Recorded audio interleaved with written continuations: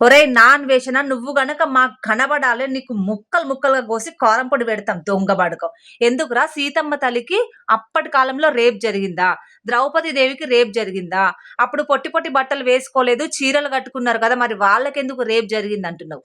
ఒరేయ్! సీతమ్మ తల్లిని రావణాసురుడు ఎత్తుకెళ్ళిన తర్వాత సీతమ్మ తల్లి ఒక గడ్డి పరక చూపిచ్చి, "నువ్వు దీనితో సమానం. నువ్వు నన్నేం జెయ్యలేవు. నా రాముడొచ్చి నన్ను తీసుకెళ్తాడని" చెప్పేస్తే రావణాసురుడు సీతమ్మ తల్లిని తాకకుండానే వెళ్ళిపోయాడు.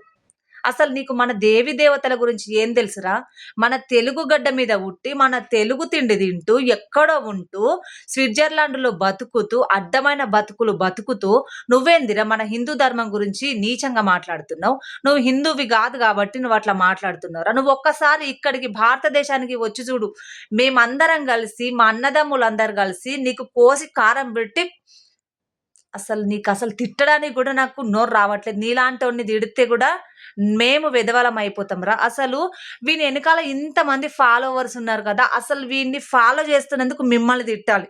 నిజంగా చెప్తున్నా మిమ్మల్ని తిట్టాలి.